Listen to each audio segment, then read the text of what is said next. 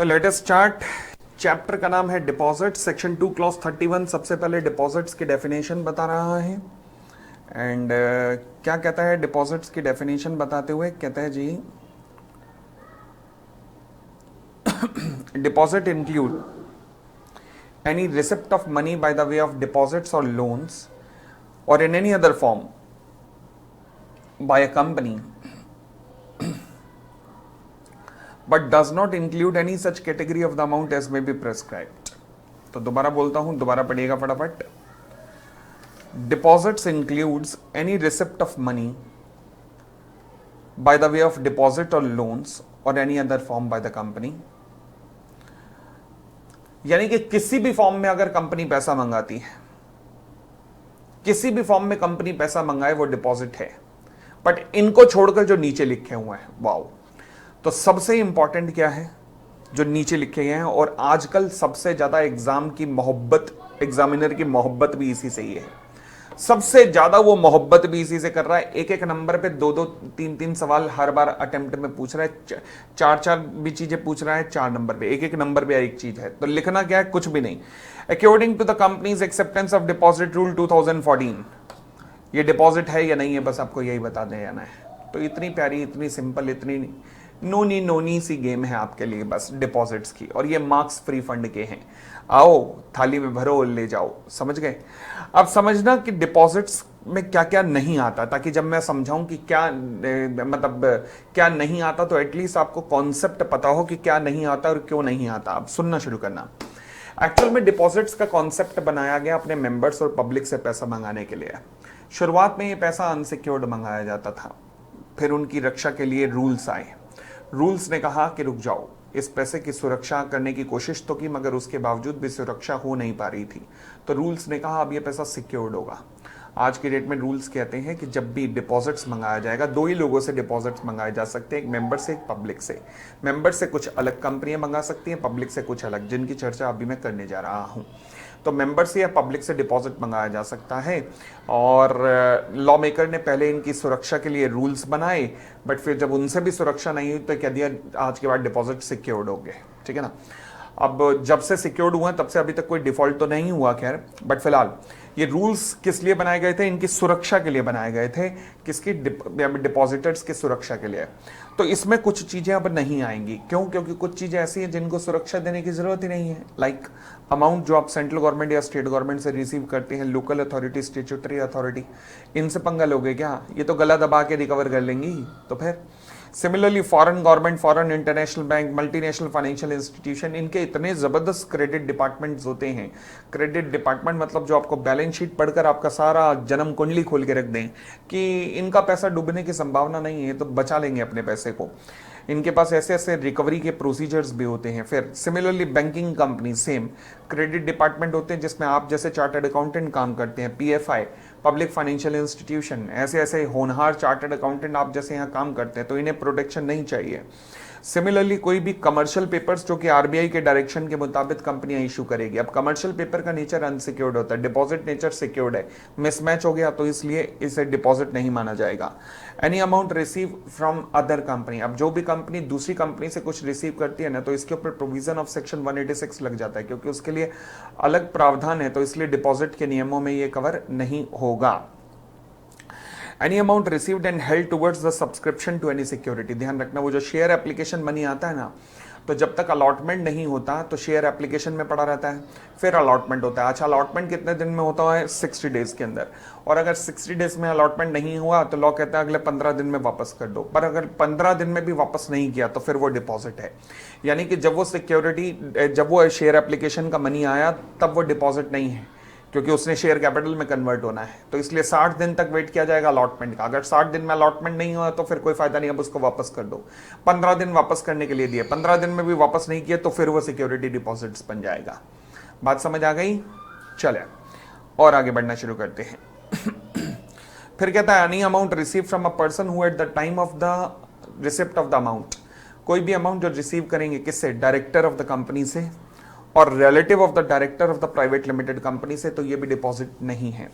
अगर director of the company से amount receive होता है डिपॉजिट नहीं है, और director of relative of the director of the private limited company से अगर अमाउंट होता है तो भी ये डिपॉजिट्स नहीं है।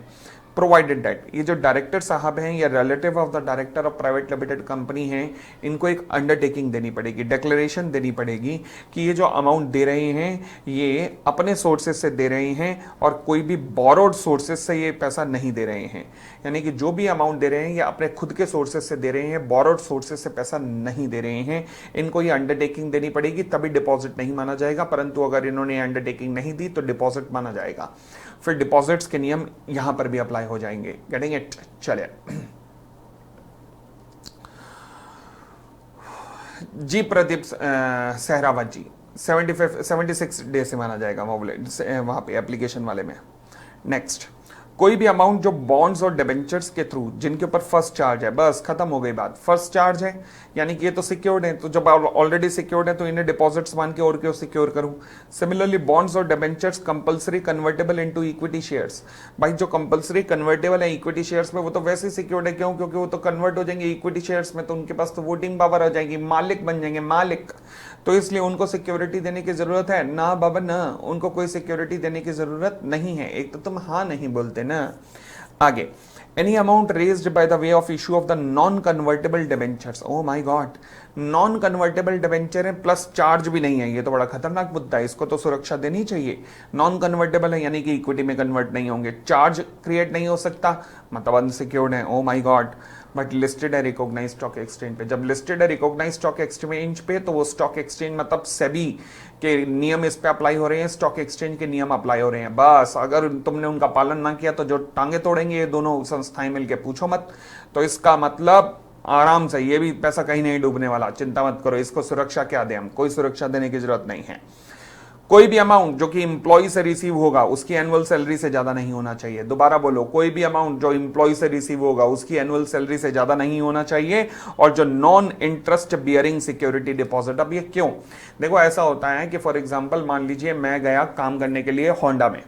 अब होंडा में काम करने के लिए गया तो मोटरसाइकिल बनाती थी होंडा, या हीरो मोटर्स में चले जाते हैं, हीरो मोटर्स वाले जो हैं वो बनाते थे मोटरसाइकिल बनाते थे। जब मैं मैन्युफैक्चरिंग मशीन पे गया तो मैंने जेब में 20-25 नट डाले, नट बोल्ट जो होते हैं वो डाले और लेके आ गया मैं। ऐसे ही मैं रोज लेके आने लगा, तो भाई साहब मेरा तो हो गया, कंपनी का तो हो गया कांड। इस तरीके से महंगे महंगे 200 रुपए 500 रुपए के नट बोल्ट में जेब में भर के लाने लगा। अब हुआ क्या कि इसलिए मैन्युफैक्चरिंग कंपनियां कई बार अपने एम्प्लॉयज के ऊपर यह नियम लगाती हैं कि आप अगर किसी क्रिटिकल इक्विपमेंट के पार्ट की मैन्युफैक्चरिंग में काम कर रहे हैं तो आपको एक सिक्योरिटी डिपॉजिट देना पड़ेगा कि अगर वहां से चोरी हुआ पार्ट तो फिर आपके सिक्योरिटी डिपॉजिट में से काट लिया जाएगा। तो ये जो पैसा है ना एम्प्लॉय से जो लिया जाता है, अगर वो उसकी एनुअल सैलरी से ज्यादा नहीं है, एनुअल सैलरी से ज्यादा नहीं है, अगर एनुअल सैलरी से ज्यादा है तो डिपॉजिट है, और अगर इंटरेस्ट भी पे कर रहे हो तो भी डिपॉजिट है। तो फिर डिपॉजिट कब नहीं है? जब एनुअल सैलरी से ज्यादा नहीं है प्लस जब उस पर नॉन इंटरेस्ट बियरिंग है तो वो डिपॉजिट नहीं है। ठीक है। नेक्स्ट, कोई भी नॉन इंटरेस्ट बियरिंग अमाउंट जो कि कंपनी रिसीव करती है, नॉन इंटरेस्ट बियरिंग अमाउंट, वो डिपॉजिट नहीं है। अनसिक्योर्ड लोन वगैरह डिपॉजिट नहीं है। Okay, any amount receive for the purpose of the business of the company, यानी कि जो अब फॉर एग्जांपल कंपनी ने गुड्स मैन्युफैक्चर करने, उसके लिए कंपनी को एडवांस आया है, सर्विसेज के लिए एडवांस आया है, क्योंकि उनके अगेंस्ट में गुड्स या सर्विस सप्लाई होनी है, तो वो डिपॉजिट्स नहीं है, क्योंकि डिपॉजिट वो होते हैं जो बिजनेस के एक्सपेंशन के लिए यूज किए जाते हैं। इनके अगेंस्ट तो गुड्स और सर्विसेज डिलीवर होनी है। ठीक है, और आगे बढ़े। Any amount brought in by the promoters. अच्छा, प्रमोटर्स अमाउंट लेके आए, क्यों? क्योंकि बैंक ने कंपनी की वर्किंग कैपिटल की रिक्वायरमेंट थी, मान लीजिए 100 करोड़ रुपए की। बैंक ने कहा हम 75 करोड़ तक दे सकते हैं, मगर प्रमोटर्स को भी अपना लाना पड़ेगा कम से कम 25 करोड़, ताकि डेट इक्विटी रेशियो 3:1 रहे, वो एक्सेप्टेबल है हमें। अब क्या मैं कह सकता हूं प्रमोटर को बैंक के लोन की इस कंडीशन के कारण पैसा लाना पड़ रहा है? हाँ, कितना लाना पड़ रहा है? 25 करोड़ रुपए। क्योंकि बैंक ने कंडीशन लगाई है इसलिए लाना पड़ रहा है। The answer is yes, this is called promoters contribution. तो ये जो प्रमोटर जो अमाउंट लेके आया है कंपनी में, क्योंकि बैंक के लोन की एक कंडीशन थी, इसे डिपॉजिट नहीं माना जाएगा। ठीक हो गई इतनी बात, और आगे बढ़ते हैं। कोई भी निधि कंपनी जो अमाउंट एक्सेप्ट करेगी, निधि कंपनी अमाउंट एक्सेप्ट कर सकती है केवल और केवल अपने मेंबर से, वो अमाउंट लेंड कर सकती है केवल और केवल अपने मेंबर को। तो जो निधि कंपनी अमाउंट एक्सेप्ट करेगी अपने मेंबर से वो भी डिपॉजिट नहीं है। सिमिलरली कोई चिट फंड कंपनी अगर अपने अमाउंट रिसीव करेगी अपने अपने मेंबर से तो वो भी डिपॉजिट्स नहीं है जो चिट फंड कंपनी एक्सेप्ट कर रही है। Amount received under any collective investment scheme in A compliance with the SEBI, कोई भी अमाउंट जो कलेक्टिव इन्वेस्टमेंट स्कीम में आता है, से फॉर एग्जांपल अनुराधा वाली स्कीम याद होगा, फिर हेरा फेरी, आप हमें पैसा दीजिए हम 25 दिन में आपको डबल करके देंगे, ये ऐसी सच स्कीम कलेक्टिव इन्वेस्टमेंट स्कीम्स कहलाती हैं। आप हमें पैसा लगा दीजिए हम आपके लिए 5 स्टार होटल्स खोलेंगे, उसके अंदर आपका भी हिस्सा होगा। आप हमें पैसा दीजिए हम नेशनल हाईवे पे जमीन खरीदेंगे, उसमें आपका भी हिस्सा होगा। All these schemes are called as collective investment schemes. तो कोई भी अमाउंट जो रिसीव होता है कंपनी को एक कलेक्टिव इन्वेस्टमेंट स्कीम के अंदर जो कि सेबी के द्वारा गवर्न होता है, तो वहां पर भी डिपॉजिट्स के नियम नहीं लगते हैं। फिर अमाउंट ऑफ 25 लाख रुपीज और मोर, यानी कि मोर देन और इक्वल टू 25 लाख रुपए जो कि स्टार्टअप कंपनी को रिसीव होते हैं, जो कि किसी स्टार्टअप कंपनी को रिसीव होते हैं by the way of convertible notes. अब कन्वर्टेबल नोट्स क्या होते हैं? ये एक ऐसे तरीके के डेट इंस्ट्रूमेंट होते हैं जहां पर लोन देने वाले के ऑप्शन पर होता है कि वो ऑप्शनली कन्वर्टेबल होते हैं, कि वो चाहे तो इक्विटी शेयर्स में भी कन्वर्ट कर सकते हैं और रीपेमेंट भी क्लेम कर सकते हैं, ठीक है ना। तो ये उसके ऑप्शन पर होता है। डेफिनेशन देख लीजिएगा, instrument evidencing a receipt of money initially as a debt, पहले पैसा लोन के फॉर्म में आया बट वो रीपेबल है at the option of the holder. Holder चाहे तो इन्हें कन्वर्ट कर सकता है उस समय जब पेमेंट की बारी आएगी, उस समय चाह सकता है होल्डर कि नहीं मुझे इक्विटी दे दो, और वो ये भी चाह सकता है कि कोई दिक्कत नहीं आप मुझे रिडीम करके मेरा पैसा ही वापस कर दो। इन्हें कहा जाता है कन्वर्टेबल नोट्स। तो कन्वर्टेबल नोट्स के फॉर्म में अगर पैसा आया है 25 लाख रुपए या उससे ज्यादा, तो फिर वो भी डिपॉजिट्स नहीं है। क्यों नहीं है? क्या सुरक्षा दें? आप तो आराम से अपने आप को कन्वर्ट कर ही सकते हो। अच्छा, किस में कन्वर्ट कर सकते हो? इक्विटी शेयर्स में कन्वर्ट कर सकते हो। तो फिर आपको क्या पैसा दें, क्या सुरक्षा दें? आप ऑलरेडी सुरक्षित ही हो, और क्या सुरक्षा दें? जान थोड़ा लेनी है बच्चे की। तो ये सारी चीजें हैं जो डिपॉजिट्स नहीं है। Similarly any amount receive by the company from the alternate investment fund, domestic venture capital fund और म्यूचुअल फंड्स वगैरह से जो पैसा आया है वो डिपॉजिट्स नहीं है, क्योंकि ये भी शेयर्स वगैरह की फॉर्म में कंपनी के अंदर घुसते हैं, तो ये पैसा भी डिपॉजिट्स नहीं होता। इनको सुरक्षा प्रदान करने की जरूरत नहीं है। कंपनी की यूनिट्स खरीदते हैं, कंपनी के शेयर्स खरीद के बैठे होते हैं ये लोग। चलिए और आगे बढ़ना शुरू करते हैं जी।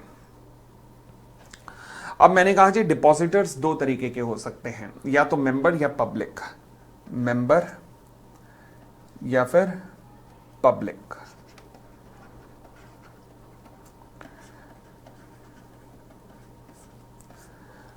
मेंबर कौन सी कंपनियों में डिपॉजिट्स देंगे? देखो जी, कंपनियां भी दो हो सकती हैं, private limited, public limited. Private कंपनियां केवल मेंबर से ही डिपॉजिट्स मंगा सकती हैं। प्राइवेट लिमिटेड कंपनियां केवल और केवल मेंबर से ही डिपॉजिट मंगा सकती हैं। But what about the public limited company? Public limited company deposit मंगा सकती हैं, दो केस में डिवाइड की जा सकती हैं। They might be eligible company और they might be other company. अगर ये अदर्स कंपनी है तो फिर ये केवल मेंबर से ही मंगा सकती है। बट अगर ये एलिजिबल कंपनी है तो ये पब्लिक से भी मंगा सकती हैं प्लस मेंबर से भी मंगा सकती हैं, दोनों से भी मंगा सकती हैं। अगर कोई आप एलिजिबल पब्लिक कंपनी हो तो आप दोनों से मंगा सकते हो, मेंबर से भी पब्लिक से भी। तो अब एलिजिबल कंपनी का मतलब क्या होता है? वो पब्लिक कंपनी जिसकी नेटवर्थ 100 करोड़ और टर्नओवर 500 करोड़ है, वो एक्सेप्ट कर सकते हैं deposits from other than its members. अपने मेंबर्स के अलावा किसी और से भी डिपॉजिट एक्सेप्ट कर सकती है। वो पब्लिक कंपनी अपने मेंबर्स के अलावा किसी और से भी डिपॉजिट एक्सेप्ट कर सकती है। समझ आ गई बात? आगे In addition, the prohibition with respect to acceptance of deposits from the public shall not apply to the following companies. देखो एलिजिबल कंपनीज भी पब्लिक से डिपॉजिट एक्सेप्ट कर सकती है और एलिजिबल कंपनी के अलावा कुछ और कंपनियां भी हो सकती हैं जो कि पब्लिक से डिपॉजिट एक्सेप्ट कर सकती हैं। वो कौन कौन सी कंपनियां हैं जो कि डिपॉजिट पब्लिक से एक्सेप्ट कर सकती हैं? पहला, कोई भी बैंकिंग कंपनी, कोई भी एनबीएफसी, कोई भी हाउसिंग फाइनेंस कंपनी, ये भी पब्लिक से डिपॉजिट एक्सेप्ट कर सकती हैं। तो ले देकर पब्लिक से डिपॉजिट एक्सेप्ट करने की ताकत किन पे है? बैंकों के पास। बैंकों में एफडी नहीं देते, एनबीएफसीज, इनमें भी एफडियां जमा होती हैं।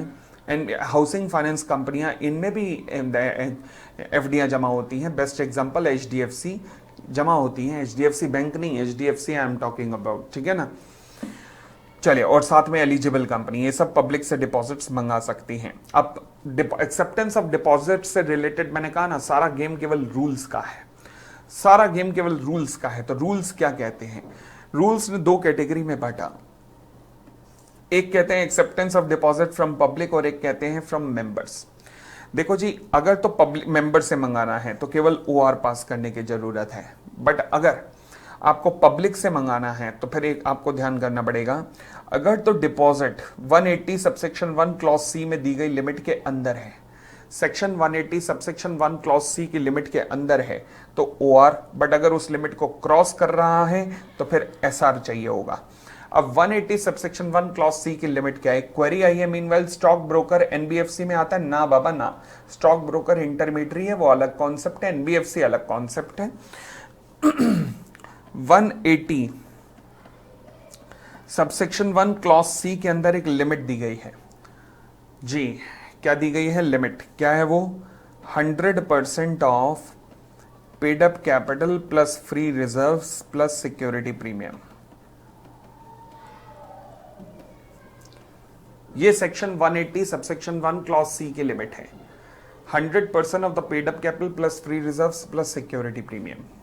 ठीक हो गई इतनी बात? आगे बढ़ सकते हैं। चलो, फिर वो कहता है कि आप जब पब्लिक डिपॉजिट्स मंगाना चाह रहे हो, चाहे मेंबर से या पब्लिक से, तो उसके लिए आपको एक नोटिस या एडवर्टाइजमेंट इशू करनी पड़ेगी। हम इसे कहते हैं सर्कुलर, अगर आप केवल मेंबर से मंगा रहे हो, और एडवर्टाइजमेंट अगर आप पब्लिक से मंगा रहे हो। सर्कुलर अगर आप मेंबर से मंगा रहे हो और एडवर्टाइजमेंट अगर आप पब्लिक से मंगा रहे हो, कंटेंट सेम है। कंटेंट में financial position, credit rating obtained है अगर, तो वो आएगा। Total number of existing depositor, कितना अमाउंट ड्यू है, और सच अदर पार्टिकुलर एज में बी प्रेस्क्राइब्ड, यानी कि दोनों के कंटेंट सेम है, कंटेंट में कोई चेंज नहीं है। एग्जम्पशंस पे आते हैं। वो कहता है, अभी एग्जम्पशन रुक जाना, अभी थोड़ी देर पहले एक दो और कॉन्सेप्ट कर लो। पहले एक स्टैट्यूटरी ऑडिटर का सर्टिफिकेट चाहिए। ये जो सर्टिफिकेट आएगा इसका एक प्रेस्क्राइब फॉर्म है, फॉर्म नंबर DPT 1। इसके अंदर स्टैट्यूटरी ऑडिटर कसम खा के कहेगा कि जो कहूंगा सच कहूंगा, सच के सिवा कुछ नहीं कहूंगा। और सच ये है कि कंपनी का आज की डेट में कोई भी डिपॉजिट्स में डिफॉल्ट नहीं है, यानी कि कंपनी ने कोई भी डिफॉल्ट कमिट नहीं किया है आज की डेट में डिपॉजिट्स की रीपेमेंट में। और अगर कोई डिफॉल्ट था भी सही तो कंपनी उसे रेक्टिफाई कर चुकी है, और रेक्टिफाई करने के बाद 5 साल खत्म हो चुके हैं, 5 साल का पीरियड खत्म हो चुका है। तो दोबारा बोल देता हूं, आज की डेट में कोई डिफॉल्ट नहीं है। अगर पास्ट में था भी सही तो कंपनी ठीक कर चुकी है, और उसको ठीक किए हुए भी 5 साल हो चुका है, ठीक हुए भी 5 साल हो चुका है। अच्छा अनीता बत्रा जी, ऑडिट की रिवीजन बेटा अक्टूबर में शुरू होंगी, अक्टूबर से शुरू हो जाएंगी। जैसे लॉ की खत्म हो जाएंगी ना, फिर अक्टूबर से ऑडिट पे आ जाऊंगा मैं, ठीक है। चलिए अब सुनिएगा, ये जो सर्कुलर है ना, ये आपको आरओसी के पास फाइल करना है, चाहे एडवर्टाइजमेंट हो या सर्कुलर हो। एडवर्टाइजमेंट आरओसी के पास फाइल करनी है। अच्छा, आरओसी के पास कब? ये आप करने जा रहे हैं इशू टू द मेंबर्स या पब्लिक। आरओसी के पास बाद में नहीं, पहले, इसके पहले के 30 दिन के अंदर अंदर फाइल करना है। यानी कि दूसरे शब्दों में आसान ये रहता है कि जिस दिन आरओसी को फाइल कर रहे हैं उसके 30 दिन के अंदर अंदर आपको इशू करना है। कितने अच्छे शब्द होते, बट लॉ मेकर ने उल्टा लिखा। Company is required to file a copy of circular containing the statement with the registrar within 30 days before the date of issue of circular.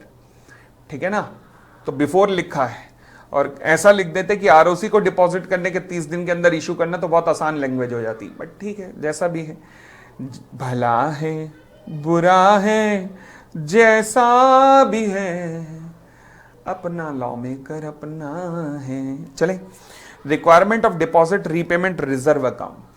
Company जी तुम्हें क्या करना है, डिपॉजिट्स जो भी रीपेबल होने हैं 20% of the amount of deposit maturing during the following financial year.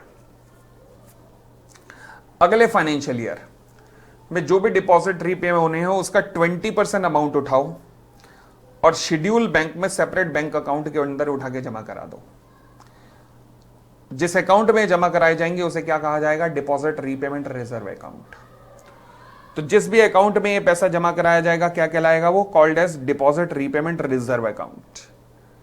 ठीक हो गई इतनी बात, सेम एप्लीकेबल हेयर। आगे बढ़ते हैं। सिक्योरिटी, ध्यान रखना मेंबर्स के केस में कंपनी में प्रोवाइड सिक्योरिटी, बट पब्लिक के केस में company shall within 30 days of such acceptance create a charge on its assets. ध्यान रखना चार्ज केवल टेंजिबल एसेट्स के ऊपर होगा, इंटेंजिबल को हम कंसीडर्ड नहीं करेंगे। दोबारा बोल देता हूं, इंटेंजिबल को हम कंसीडर्ड नहीं करेंगे। Amount of charge shall not be less than the amount of the deposit accepted. यानी कि दूसरे शब्दों में क्या मैं कह सकता हूं, 100% चार्ज होगा। तो जितना आपने डिपॉजिट एक्सेप्ट किया है अमाउंट ऑफ चार्ज उससे नीचे नहीं होना चाहिए, 100% चार्ज रहना चाहिए। आई होप कोई दिक्कत नहीं है, क्लियर हो गई इतनी बात। चले application to the tribunal if the company fails to repay deposit और पार्ट देयर ऑफ। अगर अच्छा, अब हम वो जो हमने ऊपर एक एग्जाम्शन नोटिफिकेशन छोड़ी थी ना, तो उसे अब हम कर सकते हैं आराम से, देख लीजिएगा। ये हम आ गए इसके ऊपर, लो जी। कहता है जी एग्जाम्शन मिल जाएगी प्राइवेट लिमिटेड कंपनियों को। किस किस से? सर्कुलर इशू करने की जरूरत नहीं है, ये सर्कुलर आरओसी को फाइल करने की जरूरत नहीं है, वो 20% का अमाउंट डिपॉजिट कराने की जरूरत नहीं है, डीपीटी 1 स्टैट्यूटरी ऑडिटर के द्वारा दिलवाने की जरूरत नहीं है। कौन सी प्राइवेट लिमिटेड कंपनियां जो अपने मेंबर्स से केवल 100% of the paid up share capital plus free reserve plus security deposits तक इशू कर रही हैं, जो कि स्टार्टअप नेचर की हैं पहले 5 साल तक, जो कि इन तीनों की तीनों कंडीशंस को पूरा करती हैं। तीनों कंडीशंस कौन सी हैं? ये किसी भी और कंपनी की एसोसिएट नहीं है, सब्सिडरी नहीं है, किसी भी और कंपनी की ना एसोसिएट है ना सब्सिडरी है। इनकी जो टोटल बोरोइंग या लोन है फ्रॉम द बैंक्स और फाइनेंशियल इंस्टीट्यूशन और बॉडी कॉर्पोरेट, ये तीनों ध्यान रखना, बैंक्स और फाइनेंशियल इंस्टीट्यूशन और बॉडी कॉर्पोरेट, जो इनकी बोरोइंग है डेट इज कितनी है, लेस देन किसका, इनकी पेड अप कैपिटल का 2 times और 50 crore which ever is lower से लेस है। ठीक है, आगे एंड इन्होंने कोई भी एग्जिस्टिंग डिफॉल्ट नहीं किया है, इन कंपनीज का कोई भी एग्जिस्टिंग डिफॉल्ट नहीं है। तो अगर ये तीनों कंडीशंस पूरी कर देती हैं, पहली ये एसोसिएट और सब्सिडरी नहीं है, दूसरी इनकी बोरोइंग कम है, पेड अप कैपिटल का 2 गुना और 50 crore which ever is less से कम है, और कोई भी एग्जिस्टिंग डिफॉल्ट नहीं है, तीनों कंडीशन पूरी हैं, दे कैन गो अहेड, हमें कोई दिक्कत ही नहीं है। चले आगे बढ़ते हैं।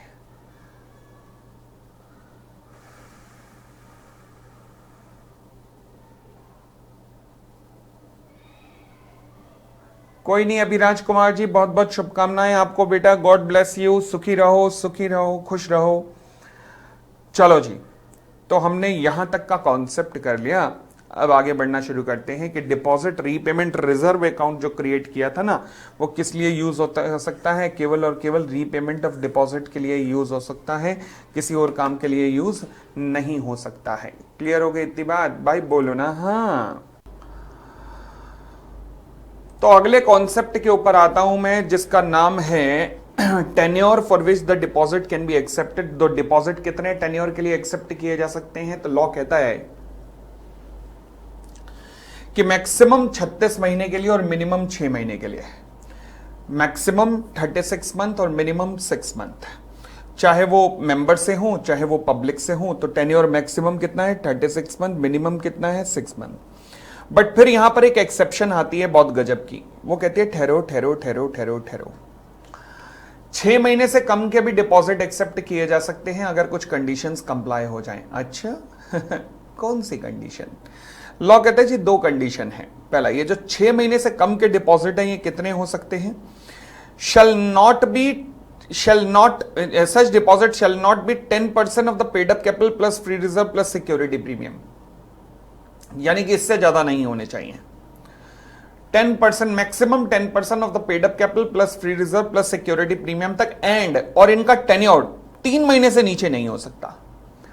यानी कि 3 से 6 महीने के बीच में हो सकता है, मगर 3 महीने से नीचे नहीं हो सकता। And they can be up to maximum 10% of the paid up capital plus free reserve plus security premium. इतनी बात क्लियर हो गई? बढ़ सकते हैं आगे। चले, फिर अब मेरा अगला कॉन्सेप्ट आता है कि मैक्सिमम अमाउंट ऑफ डिपॉजिट्स। जी, मैक्सिमम डिपॉजिट्स कितना हो सकता है? मैक्सिमम डिपॉजिट्स, देखो जी, अगर ये ध्यान से समझना, ये पॉइंट थोड़ा टेक्निकल है। अगर तो केवल और केवल और केवल आप मेंबर से डिपॉजिट मंगा रहे हो, अगर डिपॉजिट्स केवल मेंबर से मंगा रहे हो, कंपनी ऐसी है जो केवल मेंबर से ही डिपॉजिट मंगाती है, मतलब एलिजिबल कंपनी नहीं है, तो मेंबर से डिपॉजिट मंगाने की लिमिट है 35% of the paid up capital plus free reserve plus security premium. तो मेंबर से कितना मंगाया जा सकता है? 10%, 35% of the paid up capital plus free reserve plus security premium. परंतु अगर कंपनी एलिजिबल कंपनी है जो पब्लिक से डिपॉजिट भी मंगा सकती है, तो फिर उस केस में पहली बात, पब्लिक से डिपॉजिट जो मंगाने की लिमिट है वो है 25% या 35%। 35% अगर आप एक गवर्नमेंट कंपनी है, 25% अदर देन गवर्नमेंट कंपनी है। ये तो हुई एक लिमिट। क्या, कौन सी लिमिट? पब्लिक से मंगाने की। इसके अलावा पब्लिक के अलावा भी मंगा सकते हो? Answer is yes. किस से मंगा सकते हो? मेंबर से। तो मेंबर से कितना मंगा सकते हो? 10%। किसका? 10% of paid up capital plus free reserve plus security premium. तो ये जो 10% की लिमिट है मेंबर से मंगाने की, ये over and above the public है। The answer is yes. तो 10% मेंबर प्लस 25% पब्लिक, अगर आप नॉन गवर्नमेंट कंपनी है, और अगर गवर्नमेंट कंपनी है तो 35% पब्लिक प्लस 10% मेंबर से। इतनी बात क्लियर हो गई? बोलो ना हाँ। चलिए, अब कुछ एग्जम्पशंस हैं प्राइवेट लिमिटेड कंपनी को, जो एग्जम्पशंस दी गई हैं, जरा हम उन एग्जम्पशंस के बारे में भी चर्चा शुरू कर लेते हैं कि कौन कौन सी एग्जम्पशंस हैं। पहली बात कहता है जी, प्राइवेट लिमिटेड कंपनी जो है वो डिपॉजिट एक्सेप्ट कर सकती है अपने मेंबर से। कहां तक? नॉर्मल लिमिट 100% की है, नॉर्मल लिमिट 35% की है, बट जैसे ही मेंबर से एक्सेप्ट करने की, बट जैसे प्राइवेट कंपनी की बात करूं तो वो कहता है 100% तक। 100% of the paid up capital plus free reserve plus security premium तक प्राइवेट लिमिटेड कंपनी एक्सेप्ट कर सकती है। फिर कहता है कि मैं रुको, कोई लिमिट ही नहीं है, कोई लिमिट ही नहीं है। यानी कि प्राइवेट लिमिटेड कंपनियों में कोई भी लिमिट नहीं है, जितना मर्जी डिपॉजिट एक्सेप्ट करो अपने मेंबर से। हां, अगर प्राइवेट लिमिटेड कंपनी कैसी है? प्राइवेट लिमिटेड कंपनी एक स्टार्टअप नेचर की है, या फिर प्राइवेट लिमिटेड कंपनी ऐसी है जो कि इन तीनों कंडीशंस को पूरा कर रही है। कौन कौन सी 3 कंडीशन? ये कंडीशन ऊपर एग्जम्पशन में भी आई थी, ये कंडीशन सेक्शन 67 की प्राइवेट लिमिटेड कंपनी की एग्जम्पशन से मिलती जुलती है क्लॉज ए में, हालांकि थोड़ा सा चेंज है वहां पर, और ये कंडीशन यहां पर भी है। तो ध्यान रखना, कई सारे सेक्शंस को ये एग्जम्पशन की लिमिट सेटिस्फाई कर रही है। तो क्या कहता है? कहता प्राइवेट लिमिटेड कंपनी वैसे तो मेंबर से, तो ये 35% की लिमिट रही क्या, जो हमने मेंबर से कहा कि मेंबर से 35% तक आप एक्सेप्ट कर सकते हो। फिर ये लिमिट किसके लिए है? पब्लिक कंपनी जो कि एलिजिबल नहीं है। तो वो पब्लिक कंपनी जो कि एलिजिबल नहीं है वो 35% तक एक्सेप्ट कर सकती है। प्राइवेट लिमिटेड कंपनी सभी की सभी जो मेंबर से एक्सेप्ट करना चाहती है 100% तक कर सकती है। और स्पेसिफाइड प्राइवेट लिमिटेड कंपनी जो कि इन कंडीशंस को पूरा कर रही हैं, वो कहां तक एक्सेप्ट कर सकती है? कोई लिमिट नहीं है। 3 कंडीशन प्रोवाइडेड, 3 कंडीशन। पहली कंडीशन कौन सी है? ये कोई भी एसोसिएट या सब्सिडरी नहीं है किसी और कंपनी की, ना तो एसोसिएट है ना सब्सिडरी है किसी और कंपनी की। दूसरी बात, इस कंपनी की बोरोइंग फ्रॉम द बैंक्स और फाइनेंशियल इंस्टीट्यूशन और अदर बॉडी कॉर्पोरेट कम है। किससे कम है? इसकी पेड अप कैपिटल के 2 टाइम्स और 50 crore rupees which ever is lower से कम है। एंड जितनी भी इसकी बोरोइंग है, इसने किसी में भी कोई भी डिफॉल्ट नहीं किया है, यानी कि such a company has no existing default. तो ये कंपनी विदाउट एनी लिमिट, कोई लिमिट नहीं है भैया, कोई लिमिट नहीं है, ध्यान रखना, और ये डिपॉजिट एक्सेप्ट कर सकती है विदाउट एनी लिमिट, चाहे 400 500% of the paid up capital हो, I don't have any issue at all. फिर उसके बाद appointment of deposit trustee, depositors के हितों के लिए ट्रस्टी अपॉइंट होगा, डिपॉजिटर्स के हितों के लिए ट्रस्टी अपॉइंट होगा, जो कहता है कि one or more trustees for the depositor need to be appointed by the company for creating a security interest. Again, one or more trustee for the depositor need to be appointed by the company for creating the security. ठीक है जी, ये जो आप deposit trustee create कर रहे हो, appoint कर रहे हो, क्या इसकी रिटर्न कंसेंट होना जरूरी है? यस, उसकी रिटर्न कंसेंट होना जरूरी है, और ये फैक्ट कि उसकी रिटर्न कंसेंट आप प्राप्त कर चुके हो, ये सर्कुलर या एडवर्टाइजमेंट के अंदर मेंशन भी जरूर की जाएगी कि हाँ जी आपने उसकी कंसेंट ऑब्टेन कर ली है। जैसे डिबेंचर के अंदर हमने डिबेंचर ट्रस्टी की क्वालिफिकेशन डिस्क्वालिफिकेशन की थी, सिमिलरली डिपॉजिट ट्रस्टी की भी क्वालिफिकेशन डिस्क्वालिफिकेशन है। मैं ये तो नहीं कहूंगा सेम है, बट काफी मिलती जुलती हैं। जैसे आप डिपॉजिट ट्रस्टी नहीं बन सकते अगर आप कंपनी के डायरेक्टर हैं, केएमपी हैं, और एनी अदर ऑफिसर और एम्प्लॉय ऑफ द कंपनी या फिर इट्स होल्डिंग सब्सिडरी और एसोसिएट हैं। यानी कि अगर डायरेक्टर हैं, ये कंडीशन वहां पे भी थी, केएमपी हैं, ऑफिसर हैं, एम्प्लॉय हैं, कहां पर? कंपनी, एसोसिएट, सब्सिडरी, होल्डिंग में, या फिर आप खुद एक डिपॉजिटर हैं, तो कॉन्फ्लिक्ट ऑफ इंटरेस्ट अराइज होगा, तो पॉसिबल नहीं है। ठीक है जी, तो आप एलिजिबल नहीं है डिपॉजिट ट्रस्टी बनने के लिए। दूसरा, अगर आप इंडेप्टेड हैं कंपनी के, यानी कि कंपनी को आपने देने हैं, या फिर उसकी सब्सिडरी, होल्डिंग, एसोसिएट और सब्सिडरी ऑफ सच होल्डिंग, मतलब डेटर हैं, किसके? Of company, associate, subsidiary, holding, holding की सब्सिडरी, डेटर हैं कैश के, डेटर हैं कैश के, डेटर हैं। अगली बात, अगर आपका कोई मेटीरियल मॉनेटरी रिलेशनशिप है, शब्द क्या है? मेटीरियल मतलब बहुत बड़ा, अच्छे खासे लेवल का, भी इसे डिफाइन नहीं किया गया। पेक्यूनरी मतलब monetary relationship with the company है। एक वर्ड होता है रिलेशनशिप और एक वर्ड होता है ट्रांजैक्शन। ट्रांजैक्शन डिनोट करता है इवेंट और रिलेशनशिप डिनोट करता है series of event. Series of event मतलब अगर मैं गया डोमिनोज के पास, मैंने कहा ए डोमिनोज वाले जरा पिज्जा तो खिला, उसने पिज्जा खिलाया। मैंने कहा ए डोमिनोज वाले अब मैं रोज आऊंगा क्योंकि मुझे डॉक्टर ने कहा है कि पोपली तुझे पिज्जा जरूर खाना है, तो मैं अब रोज आऊंगा। उसने कहा अच्छा।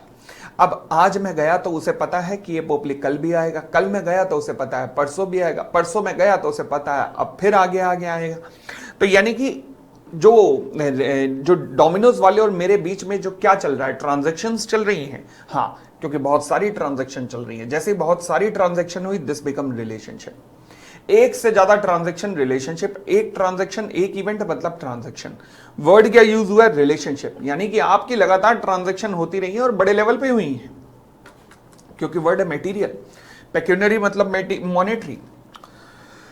अब ये और बात है कि यहां पेक्यूनरी को डिफाइन नहीं किया गया, तो कांट हेल्प इट, क्या कर सकते हैं। और ठीक है, अच्छी बात है, हमारे लिए याद करने के लिए कम हो गया। आगे आपने गारंटी दी है in respect of the principal debt secured by the deposit और इंटरेस्ट, यानी कि इन डिपॉजिट्स के रीपेमेंट के लिए आपने गारंटी दी है और आप ही डिपॉजिट ट्रस्टी बन रहे हो। तो कल को डिपॉजिट अगर डिफॉल्ट हुआ तो डिपॉजिट ट्रस्टी के रूप में आप एक्शन लोगे, किसके ऊपर? अपने ऊपर ही। क्यों? क्योंकि आप ही तो वो हो, गारंटर हो। तो ये पॉइंट वहां पे भी था, डिबेंचर में भी, याद है? तो आप नहीं बन सकते, ध्यान रखना। और अगर आप रिलेटेड पार्टी हैं, ऊपर वाली ए वालों की, जो ए में पार्टीज दी हुई हैं, कौन कौन दी हुई हैं? डायरेक्टर, केएमपी, प्रमोटर वगैरह, ये सब। अगर आप इनके रिलेटिव हैं तो भी आप नहीं बन सकते, या फिर अगर आप डिपॉजिटर के रिलेटिव हैं, क्योंकि यहां पर ए पॉइंट में डिपॉजिटर भी दिया हुआ है, तो अगर आप डिपॉजिटर के भी रिलेटिव हैं तो भी आप क्या डिपॉजिट ट्रस्टी बन सकते हैं? द आंसर इज नहीं बन सकते। डिपॉजिटर के ट्रस्टी हैं तो भी नहीं बन सकते। क्लियर हो गई इतनी बात? और आगे बढ़ते हैं जी। चले, रिमूवल ऑफ ट्रस्टी। अगर आप डिपॉजिट ट्रस्टी को रिमूव करना चाहते हैं, याद करो जी, डिबेंचर ट्रस्टी का भी रिमूवल का सेक्शन था, यहां पे भी वही है। हाँ जी, डिपॉजिट ट्रस्टी को रिमूव करना चाहते हैं तो कर सकते हैं, हाँ, मगर कंडीशन क्या है कि जितने डायरेक्टर बोर्ड मीटिंग में आए हैं, all the director present at the meeting of the board, उन सबकी कंसेंट ले लो। टोटल डायरेक्टर हैं 15, मीटिंग में आए 10, कंसेंट दी नो ने, क्योंकि एक ने कहा मैं वोट नहीं करूंगा, मुझसे वोट नहीं किया जाता, नो की कंसेंट है।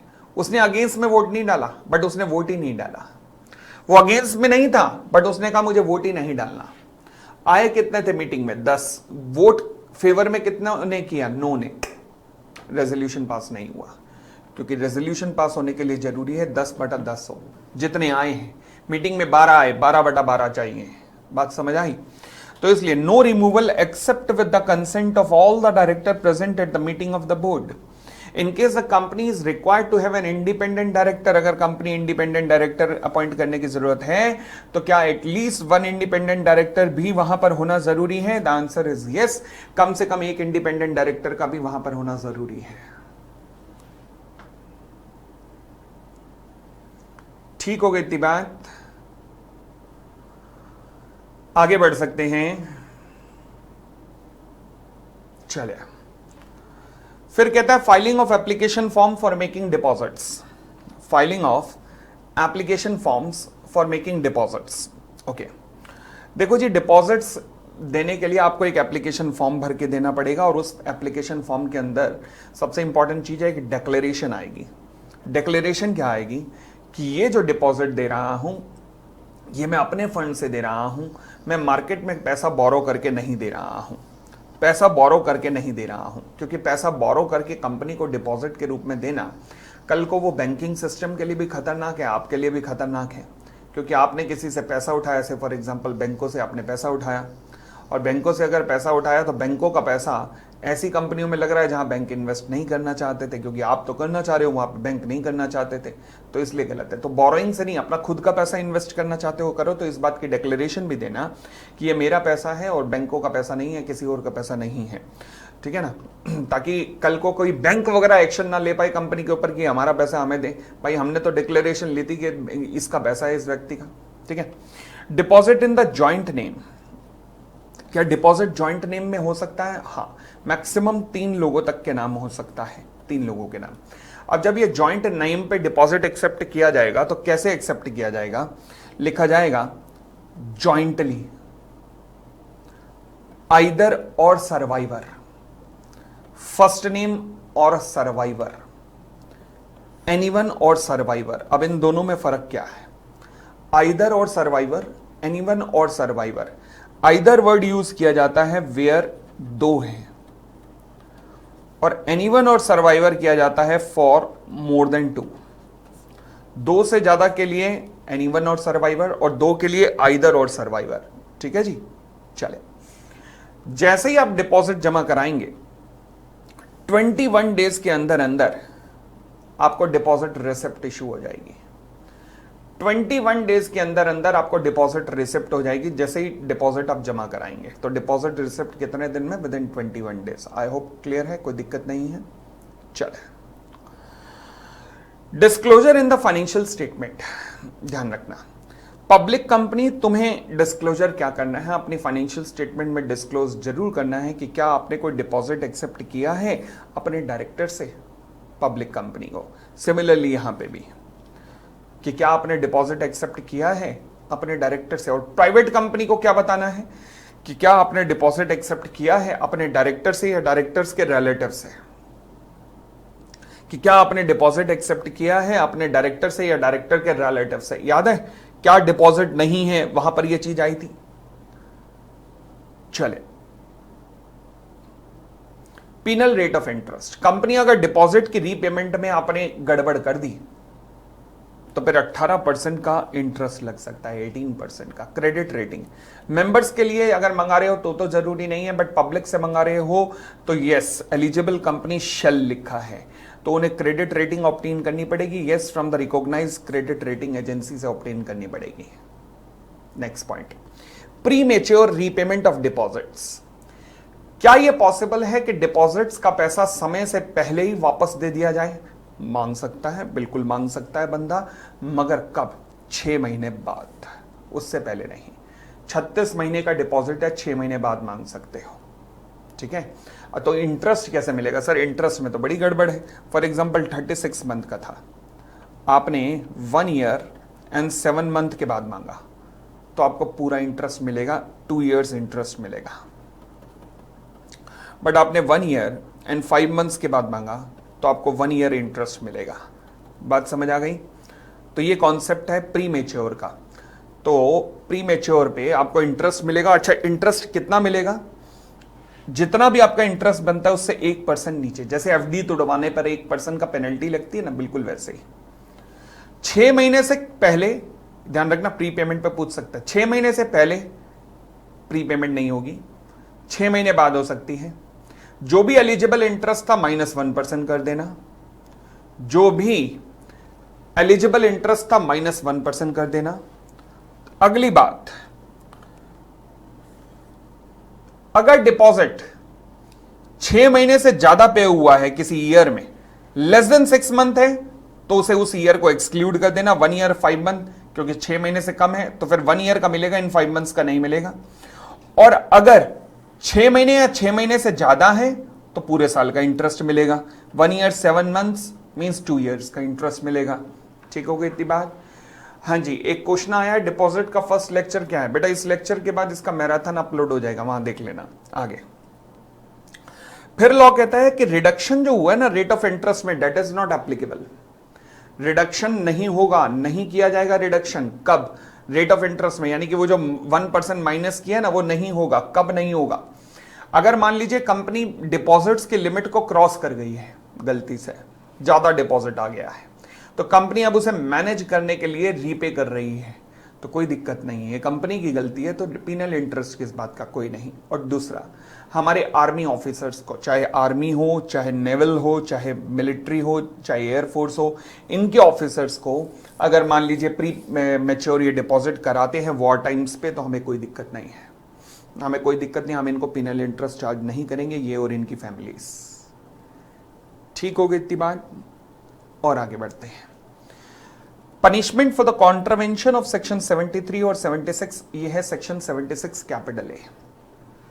तो अगर कंपनी आपने मेंबर से डिपॉजिट एक्सेप्ट करने में या पब्लिक से डिपॉजिट एक्सेप्ट करने में कोई भी धज्जियां उड़ाई, डिपॉजिट्स फ्रॉम मेंबर्स या फिर डिपॉजिट्स फ्रॉम पब्लिक,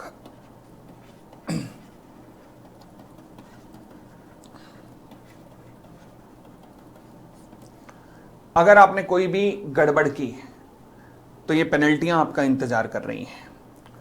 कहता है डिपॉजिट तो रीपे करना ही करना पड़ेगा, उसके अलावा कंपनी के ऊपर मिनिमम 1 करोड़ और 2 गुना of deposit whichever is lower का फाइन और 10 करोड़ तक जा सकता है। अब कंपनी को इंप्रिजनमेंट तो होगी नहीं, ऑफिसर इन डिफॉल्ट के ऊपर 25 लाख से लेकर 2 करोड़ तक का फाइन लग सकता है और इंप्रिजनमेंट 7 साल तक की हो सकती है। ओके, अगर ये पता लग गया कि ऑफिसर ने जो डिफॉल्ट किया है वो जानबूझ के किया है, इंटेंशनल किया है, तो ये फाइन तो लगेगा ही लगेगा। He shall be liable for action under section 447 as well. 447 मतलब वो फ्रॉड का भी दोषी हो जाएगा। क्लियर हो गई इतनी बात? बढ़ सकते हैं। तो ये जी हमारा चैप्टर था जिसका नाम था डिपॉजिट्स। बहुत ज़्यादा वेटेज का है डिपॉजिट, आज की डेट में बहुत ही ज़्यादा वेटेज का है, मैं कहूँगा कम नहीं, बहुत बहुत बहुत बहुत बहुत ज़्यादा वेटेज का है। तो इसलिए ध्यान रखना, इस चैप्टर को बड़े अच्छे से करना। फिलहाल मैं अब अगला चैप्टर उठाने जा रहा हूँ जिसका नाम है चार्ज। ये भी ऐसा चैप्टर है जिसमें से पेपर में आता ही आता है सवाल, चार्ज का चैप्टर। तो अपने सामने अपनी कॉपीज या फिर जो भी आपके नोट्स रहे होंगे वो रख लीजिए।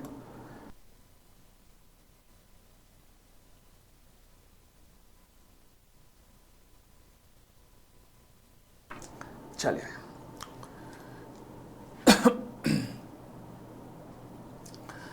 Creation of charge on the assets of the company. सबसे पहले चार्ज का मतलब क्या होता है? मैं बैंक के पास गया, मैंने कहा जी बैंक जी, बैंक जी, मैंने कहा बैंक जी मुझे लोन चाहिए था। बैंक ने कहा कोई दिक्कत नहीं, पोपली हम लोन तो तुम्हें दे देंगे, बदले में हमें क्या मिलेगा? मैंने कहा मेरी लैंड एंड बिल्डिंग आपकी। अब सवाल उठा, लैंड एंड बिल्डिंग आपकी का क्या मतलब है? क्या मैं लैंड एंड बिल्डिंग उठा के अपनी गोद में ले जाके बैंक की गोद में दे दूंगा? लो, अबे लैंड एंड बिल्डिंग है या चिंटू है कि मैं चिंटू दे रहा हूं उनकी गोद में, ले आज से ही चिंटू तुम्हारा? ऐसा थोड़ा ना होता है। तो लैंड एंड बिल्डिंग है, तो उसे गोद में उठा के कैसे दे सकता हूं? नहीं दे सकता। यानी कि लैंड एंड बिल्डिंग जहां थी वही है, बट उसके पेपर किसके पास है? बैंक के पास। तो आप कहेंगे लैंड एंड बिल्डिंग बैंक के पास नहीं है, बैंक के पास लैंड एंड बिल्डिंग में इंटरेस्ट है। लैंड एंड बिल्डिंग मेरे पास है या जहां है वही है, बट बैंक का इंटरेस्ट क्रिएट हो गया वहां पर। क्या कहते हैं इसे? Creation of interest. Creation of interest. Ownership मेरी है, ओनरशिप मेरी है, बैंक का इंटरेस्ट क्रिएट हो गया है। समझ आई है बात? चल, charge has been defined as a interest. जैसे इमूवेबल प्रॉपर्टी है तो वहां इंटरेस्ट क्रिएट हुआ है, बट मूवेबल प्रॉपर्टी, आपने कार खरीदी, आपका जो रजिस्ट्रेशन सर्टिफिकेट होता है कार पे, उस पर लिखा हुआ हाइपोथिकेटेड, यानी कि मेरी कार है। आपका शेयर्स जो है उसके ऊपर लिखा हुआ है लियन, इन्हें कहते हैं लियन क्रिएटेड या हाइपोथिकेशन क्रिएटेड। ये मूवेबल एसेट्स के ऊपर होते हैं। तो बैंक का इंटरेस्ट है, यानी कि charge has been defined as a interest, और लियन जो क्रिएट हुआ है किसके ऊपर? किसी प्रॉपर्टी के ऊपर और एसेट्स ऑफ द कंपनी के ऊपर, और इट्स अंडरटेकिंग। अंडरटेकिंग, एसेट्स और प्रॉपर्टी सेम मीनिंग होता है, और अंडरटेकिंग का मतलब होता है पार्ट ऑफ द एसेट्स। मेरी 5 फ्लोर की बिल्डिंग मेरी एसेट है, उसमें से एक फ्लोर ये अंडरटेकिंग है, और both as security and include a mortgage. और इसके अंदर मॉर्टगेज भी आता है, तो चार्ज के अंदर मॉर्टगेज भी आता है। The answer is yes. तो ले देकर चार्ज में 3 चीजें आती हैं, hypothecation yes, pledge yes, mortgage yes. Mortgage generally कैसे किया जाता है? मॉर्टगेज नॉर्मली क्रिएट किया जाता है in favour of immovable properties. Normally in favour of immovable properties create किया जाता है। हाइपोथिकेशन नॉर्मली मूवेबल प्रॉपर्टीज में होता है, और प्लेज में भी अगेन मूवेबल प्रॉपर्टीज में होता है। तो प्लेज और हाइपोथिकेशन में फर्क क्या है? प्लेज के अंदर मूवेबल प्रॉपर्टी जिसके ऊपर प्लेज क्रिएट हुआ है वो आप बोरोवर, वो आप लेंडर को दे देते हो। मेरे गले का नौलखा हार, मेरे कानों के कुंडल, मेरे सोने का मुकुट, मैं और मेरे हाथों का कड़ा, मेरे पहनने वाला प्लेटिनम का चश्मा, मैं बैंक के पास दे के आ गया, बैंक के पास जमा करा के आ गया, बदले में लोन लिया। इसे कहते हैं प्लेज। हाइपोथिकेशन के अंदर वो जो एसेट है जिसके ऊपर चार्ज क्रिएट किया गया है वो किसके पास रहती है? बोरोवर के, स्टॉक एंड डेटर्स। तो स्टॉक एंड डेटर्स की अगर मैं बात करूं तो वो क्या है? हाइपोथिकेशन के अंदर आते हैं। ठीक हो गई इतनी बात? आगे फिक्स चार्ज और स्पेसिफिक चार्ज। आप देखो जी, चार्ज 2 तरीके के हो सकते हैं, एक होता है फिक्स्ड नेचर का, एक होता है फ्लोटिंग नेचर का। फिक्स्ड का मतलब फिक्स्ड कह दो या स्पेसिफिक कह दो, ये वो चार्ज है जहां पर एसेट जो है फिक्स हो गई। जैसे हम कहते थे ना कि क्या कहते थे, बचपन में खेला करते थे स्टैचू। तो स्टैचू का मतलब अगर मैं ऐसे खड़ा हूं तो ऐसे ही खड़ा रहूंगा, यूं खड़ा रहूंगा, जब तक वो सामने वाला ओवर नहीं करेगा तब तक मैं ऐसे ही खड़ा हूं। इसे कहते हैं स्टैचू। सिमिलरली जैसे ही मैं फिक्स चार्ज क्रिएट करता हूं तो मतलब एसेट वहीं की वहीं फिक्स हो गई, यानी कि रुक जाओ, अब इसमें कोई ट्रांजैक्शन नहीं होगी। This is called fix charge. ठीक है जी। और एक होता है फ्लोटिंग चार्ज। फ्लोटिंग चार्ज का मतलब क्या होता है? बहती हवा सा था वो, उड़ती पतंग सा था वो, कहां गया उसे ढूंढो। बहती हवा सा था वो, यस, यानी कि फ्लोटिंग चार्ज था उस पे, जो बह रहा है, जो बह रहा है, जो बह रहा है। यानी कि वो एसेट जिनके ऊपर चार्ज क्रिएट हुआ मगर फिर भी ट्रांजैक्शन हो ही जा रही है, हो ही जा रही है, हो ही जा रही है, हो ही जा रही है, इसे फ्लोटिंग चार्ज कहते हैं। नाम मात्र का चार्ज है। बैंकों को फ्लोटिंग चार्ज में कुछ मिलना नहीं है, बस एक सांत्वना है। सांत्वना किस बात की? कि मेरा चार्ज है, मिलना उन्हें कुछ नहीं है। It is as good as unsecured, but सांत्वना है, क्या कर सकते हैं। तो फिक्स चार्ज क्या मैं कह सकता हूं वो जो एसेट है वो वहीं के वहीं रुक जाएगी? यस। वो आएगी जाएगी नहीं कहीं? यस। उस एसेट को मैं स्पेसिफिक एसेट भी कह सकता हूं? यस। क्या वो एसेट नजर आ रही है? यस, यानी कि वो एग्जिस्टिंग एसेट है। तो जिस चार्ज जो जहां ये चार्ज क्रिएट हुआ है वो कौन सी एसेट है? वो कोई एग्जिस्टिंग एसेट है जिसके ऊपर चार्ज क्रिएट हुआ है। A charge is fixed when it is made specifically to cover the asset which are ascertained. वो नजर आ रही है, and are capable of being एसेटेड at the time of creating the charge. Company can not deal with the property without obtaining the prior approval of lender. Lender ढक्कन होगा जो ये अप्रूवल देगा कि डील कर लो प्रॉपर्टी में, कभी भी नहीं। आगे, क्या एक ऐसा पॉसिबल है कि पहले कंपनी ने एक कंपनी ने फिक्स चार्ज क्रिएट किया, आज कंपनी उसी एसेट के ऊपर एक और बार फिक्स चार्ज क्रिएट कर रही है? हाँ पॉसिबल है, क्या दिक्कत है? यानी कि फिक्स चार्ज क्रिएट होने के बाद एक और फिक्स चार्ज क्रिएट किया जा रहा है, क्या ये पॉसिबल है? The answer is yes, very much possible, why not. But जो बाद में क्रिएट किया गया है उसकी प्रायोरिटी भी बाद वाली रहेगी, यानी कि company can create subsequent fix charge, but वो सब्सिक्वेंट फिक्स चार्ज प्रायोरिटी नहीं लेगा कभी, प्रायोरिटी पहले वाले की रहेगी। तो पढ़ लीजिए, company can create another specific charge on the same property, however the subsequent charge which is created first to take the priority over the subsequent charge।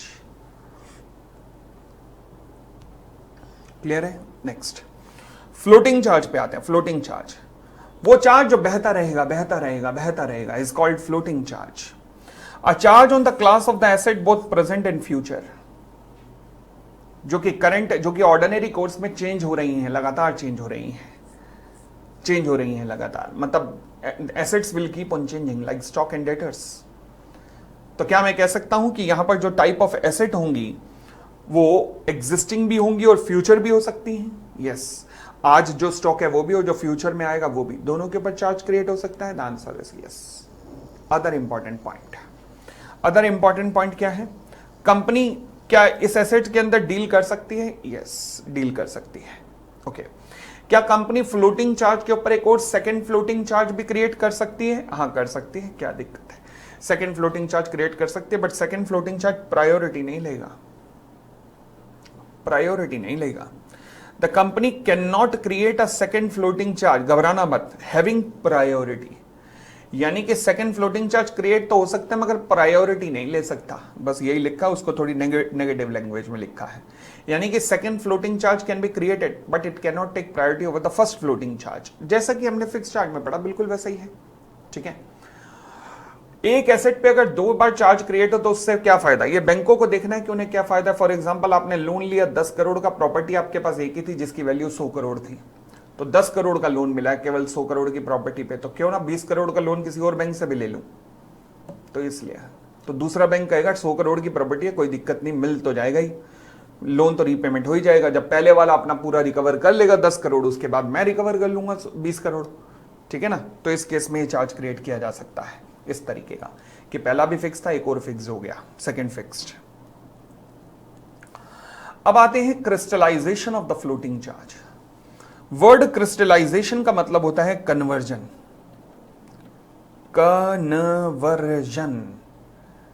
Conversion किसका? फ्लोटिंग का। किसमें? फिक्स्ड में। क्यों? मैं कहता हूं बैंकों ने आपको लोन दिया और लोन देते हुए फ्लोटिंग चार्ज क्रिएट किया, आज आपने लोन में डिफॉल्ट कर दिया।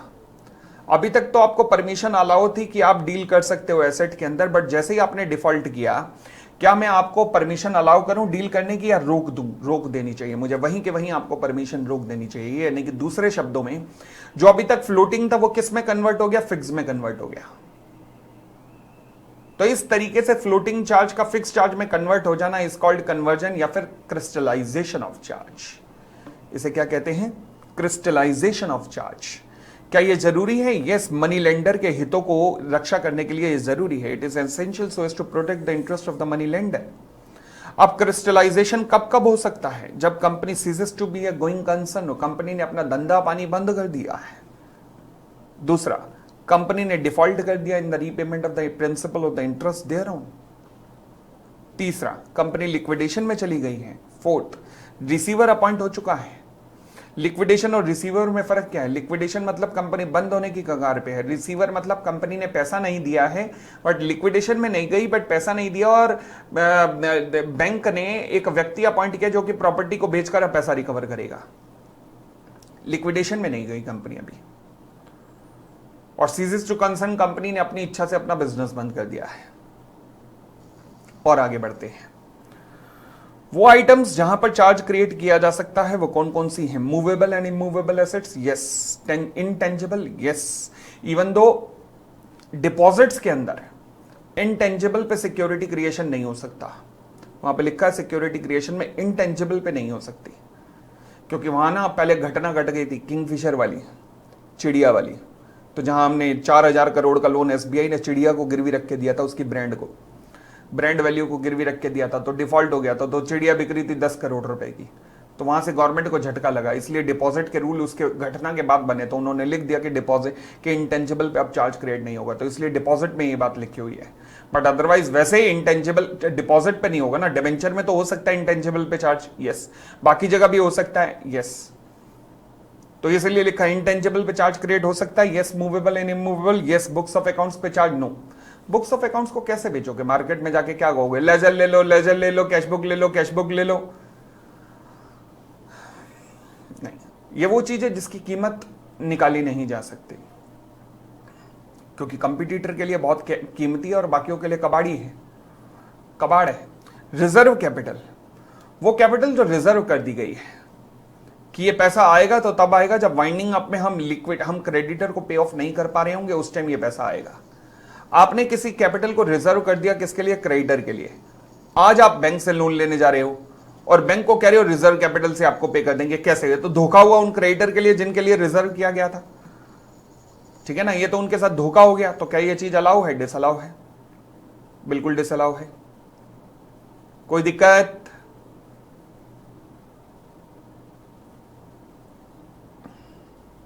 चलिए, अनकॉल्ड कैपिटल, एक होता है रिजर्व कैपिटल, दूसरा होता है अनकॉल्ड कैपिटल। अनकॉल्ड कैपिटल के ऊपर चार्ज क्रिएट हो सकता है? The answer is yes. Uncalled capital के ऊपर चार्ज क्रिएट हो सकता है, क्योंकि इस पे तो कोई किसी की अमानत है ही नहीं, तो इसके ऊपर चार्ज क्रिएट हो सकता है, कोई दिक्कत नहीं है।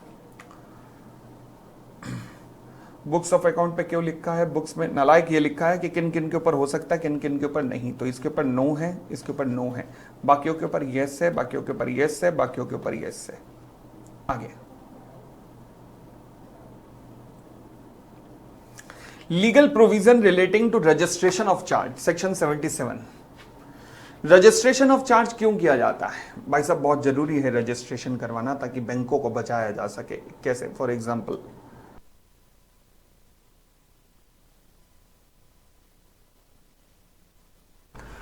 मैं एक बहुत ही शाना आदमी था, मैं गया स्टेट बैंक ऑफ इंडिया के पास, मैंने कहा बैंक जी मुझे लोन चाहिए था। बैंक ने मुझे लोन दिया, कहा गिरवी क्या रखोगे? मैंने कहा जी कनॉट प्लेस की प्रॉपर्टी। मैंने कनॉट प्लेस की प्रॉपर्टी उठा के गिरवी रख दी बैंक के पास। अभी बैंक से बाहर निकला ही था, मैंने कहा एक और लोन लेते हैं। मैं पहुंचा बैंक ऑफ इंडिया के पास, मैंने कहा बैंक जी मुझे लोन चाहिए था। बैंक ने कहा गिरवी क्या रखोगे? मैंने कहा कनॉट प्लेस की प्रॉपर्टी। उसने कहा एक बात बता बोबली, पता नहीं तेरी शक्ल हम देख के हमें ये लग रहा है कि पहले भी तू इस पे लोन ले चुका है। मैंने कहा मम्मी कसम कभी नहीं लिया, पहली बार लिया। देखो ओरिजिनल डॉक्यूमेंट। सवाल उठा सर ओरिजिनल डॉक्यूमेंट कैसे मिल गए? मिल जाते हैं, अथॉरिटी से जाके आप निकलवा सकते हो, उसमें क्या है। आप एप्लीकेशन तो मेरे डॉक्यूमेंट खो गए हैं, दोबारा ले लो, इसमें क्या है, ज्यादा दिक्कत नहीं है। वेलकम टू इंडिया, मुस्कुराइए ना। चलिए, बट वैसे निकल जाते, कोई दिक्कत नहीं है। तो अब हुआ क्या, मैंने बैंक ऑफ इंडिया से भी लोन ले लिया, एसबीआई से भी लोन ले लिया, पंजाब नेशनल बैंक से भी लोन ले लिया, बैंक ऑफ महाराष्ट्र से भी लोन ले लिया। सबके पास एक ही प्रॉपर्टी है, कनॉट प्लेस वाली प्रॉपर्टी। अब डिफॉल्ट हुआ, सारे बैंक आपस में झगड़ रहे हैं। कोई कह रहा है ये मेरी है, ये मेरी है, ये मेरी है, सारे झगड़ रहे हैं, कोई सोल्यूशन नहीं निकलेगा। ऐसे नंबर ऑफ एग्जांपल्स हैं। इनफैक्ट दिल्ली की कनॉट प्लेस जैसी लोकेशन पे भी ऐसी ऐसी बिल्डिंगें खड़ी हुई हैं जिन पे 8-8 बैंकों का लोन है।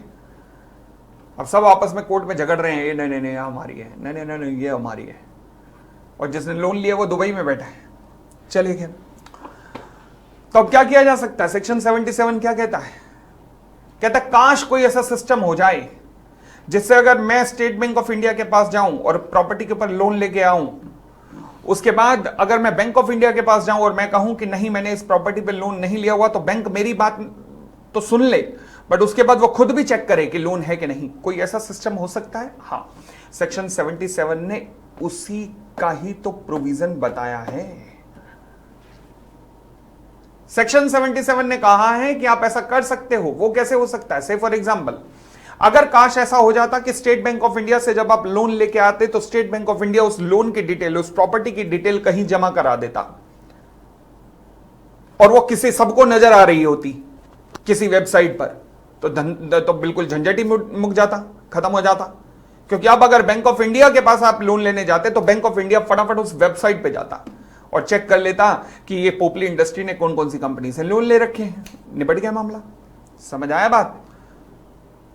तो इस तरीके से स्टेट बैंक ऑफ इंडिया के द्वारा अपने लोन की, अपनी प्रॉपर्टी की डिटेल सारी की सारी जमा करवाना किस वेबसाइट पे? मिनिस्ट्री ऑफ कॉर्पोरेट अफेयर की वेबसाइट पे। This is called registration of charge.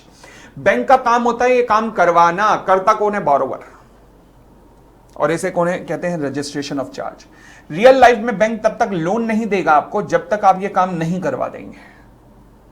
एक होता है लोन आपको सैंक्शन कर दिया जाएगा कि हम अप्रूवल है लोन का, बट आपके अकाउंट में पैसा तब भेजेंगे जब आप हमें रजिस्ट्रेशन ऑफ चार्ज करके देंगे।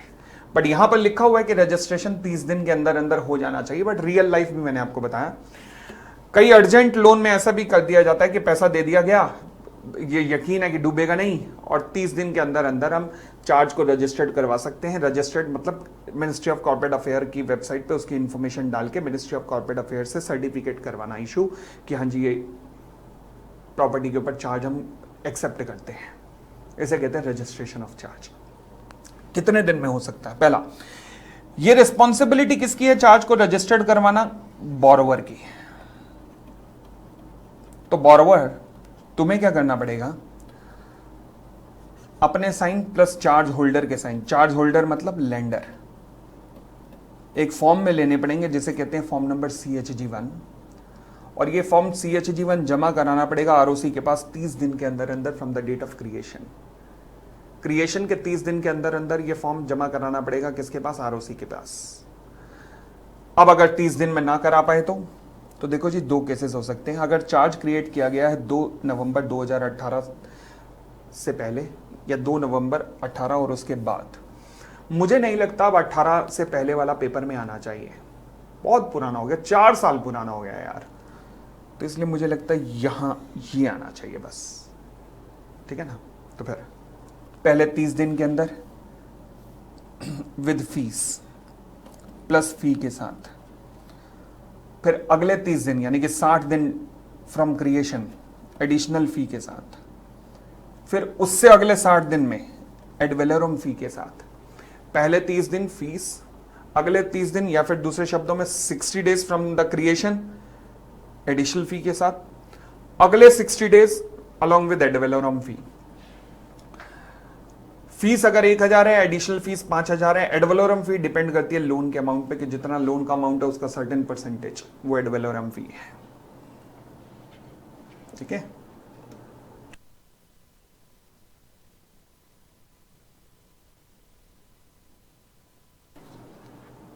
चलो जी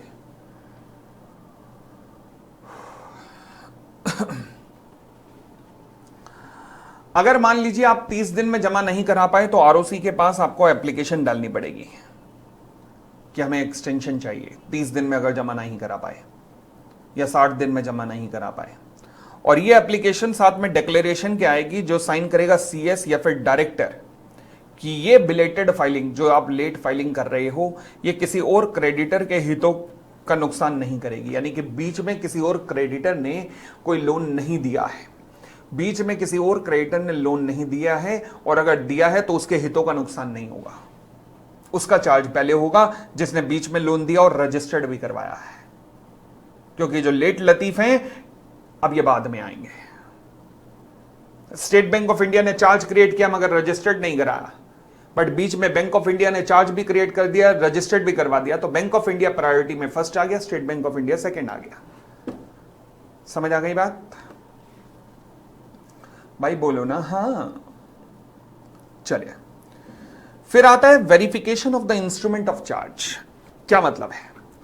देखो जी जो आप CHG1 जमा कराने जा रहे हैं किसके पास? आरओसी के पास, एक बार उसका वेरिफिकेशन भी होगा, तो वो प्रॉपर होना चाहिए कि हाँ जी प्रॉपर्टी यही है, प्रॉपर्टी एग्जिस्ट करती है, सब कुछ। तो वेरिफिकेशन की रिस्पॉन्सिबिलिटी किसके ऊपर सौंप दी गई है?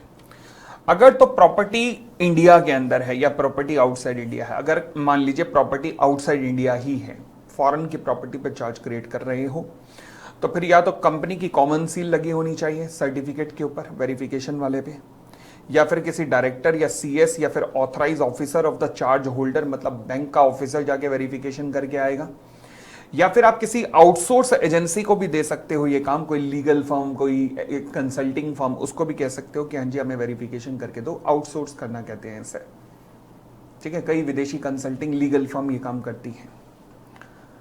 ये तो तब हुआ जब प्रॉपर्टी आउटसाइड इंडिया है, और अगर प्रॉपर्टी विद इन इंडिया है तो फिर ये वाला जो आउटसोर्स वाला है वो तो नहीं होगा।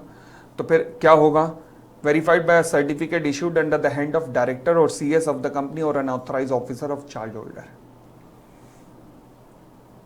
तो इनके द्वारा वेरिफिकेशन किया जाएगा कि हमने प्रॉपर्टी देख लिया, प्रॉपर्टी सही में एग्जिस्ट करती है, बिल्कुल जहां पे एड्रेस लिखा वहीं पे एग्जिस्ट करती है, ठीक है ना।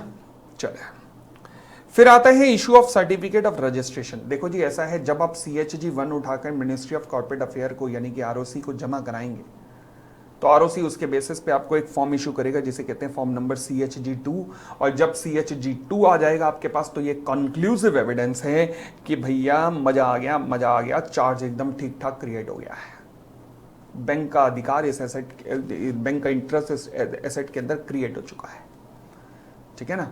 तो सर ये फॉर्म कहाँ जमा होता है, ROC के पास या MCA के पास? मिनिस्ट्री ऑफ कॉर्पोरेट अफेयर्स के पास ही जमा होता है। सारे form ministry of corporate affairs के पास जाते हैं, फिर मिनिस्ट्री ऑफ कॉर्पोरेट अफेयर्स से ये बैकएंड पे प्रोसेसिंग होकर रिस्पेक्टिव ऑफिसर्स के पास जाते हैं। सबसे नीचे के ऑफिसर्स होते हैं ROC, उनके ऊपर रीजनल डायरेक्टर, फिर उसके ऊपर मिनिस्ट्री ऑफ कॉर्पोरेट अफेयर्स के ऑफिसर, ठीक है ना। तो ये जो इन्फॉर्मेशन है ये सारी कहाँ पर ROC के साथ शेयर की जाती है, बट ये बैकएंड पे है।